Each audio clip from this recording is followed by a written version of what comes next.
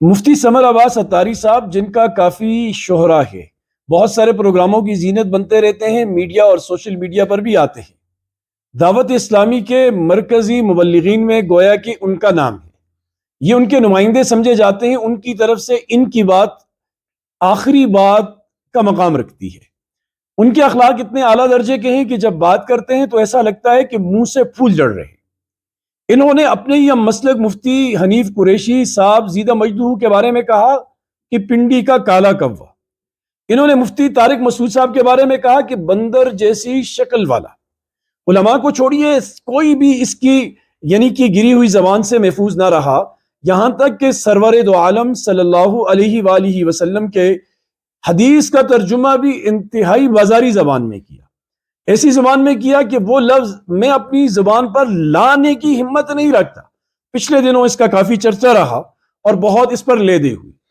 لیکن ان کی خوش قسمتی کہیں کہ یہ اس برگیڈ سے تعلق رکھتے ہیں کہ جو صرف دوسروں پر فتویٰ ٹھوکتے ہیں، جن کو دوسروں کی برائیاں نظر آتی ہیں، اپنی برائیاں کوئی برائی نظر نہیں آتی۔ ان کا فتویٰ لگانے کا کام ہے مفتی حنیف قریشی پر، ان کا فتویٰ لگانے کا کام ہے مفتی طارق مسعود پر، وہ فتویٰ لگاتے ہیں مولانا طارق جمیل پر، وہ فتویٰ لگاتے ہیں مفتی تقی عثمانی پر، وہ فتویٰ لگاتے ہیں ثاقب رضا مصطفی صاحب پر، اور خود یہ دودھ کے دھلے ہوئے ہیں، زمزم سے غسل کیے ہوئے ہیں، اپنے بارے میں کچھ بھی نہیں۔ انہوں نے جو بات کی تھی اگر یہ کوئی اور کرتا زمین آسمان پر اٹھا لی جاتی، وہ واویلا مچایا جاتا کہ اللہ کی پناہ۔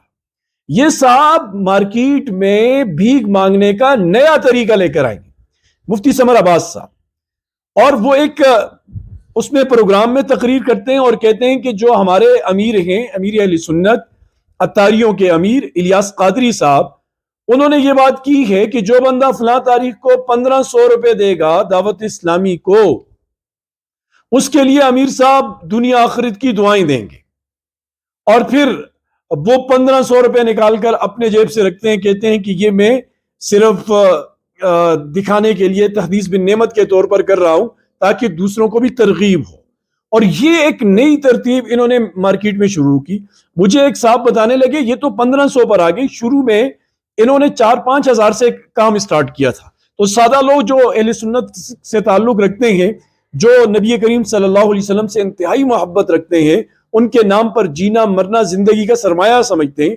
وہ ان کے دام فریب میں آتے چلے گئے۔ اور انہوں نے جو ایک تصویرانہ جال بچھایا تھا مال لوٹنے کا، اس کے اندر وہ پھنستے چلے گئے۔ تو لیکن جب سوشل میڈیا آیا اور ان برائیوں کو لوگوں نے بیان کرنا شروع کیا، 4000 سے 1500 تک آ گئے۔ اگر اہل سنت والجماعت کی عوام میں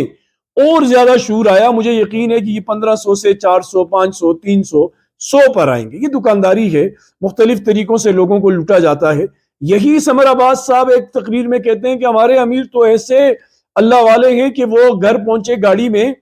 تو وہاں جا کر نیچے اتر رہے تھے تو دیکھا جو گاڑی کا ٹائر ہے اس میں ایک کرش کا روڑا پھنسا ہوا تھا، اور وہ مرکز کا تھا، فیضان مدینہ کا تھا۔ تو وہ ان کو یہ اتنا بڑا ظلم ہو گیا کہ ہمارے مرکز کا ایک روڑا میرے گھر آ گیا۔ تو انہوں نے گاڑی واپس کروائی،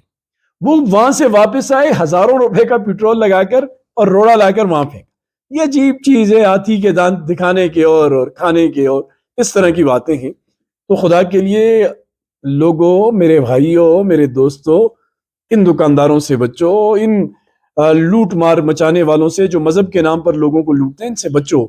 آپ 1500 روپے ضرور نکالیں اپنی تنخواہ سے اپنے ماں کے لیے، آپ 1500 نکالیں اپنے والد کے لیے، اپنی بہن کے لیے، اپنے بھائی کے لیے، اپنے عزیز و اقارب کے لیے، محلے دار پڑوسیوں کے لیے، جو فقراء ہیں، جو مستحق ہیں، ان کے لیے نکالیں، انہیں مت دیں۔ یہ لوٹنے کا ایک پورا بریگیڈ انہوں نے تیار کیا ہوا ہے، اسلام کا نام لے کر لوگوں کو لوٹتے ہیں۔ اللہ پاک سب کو سمجھ کی توفیق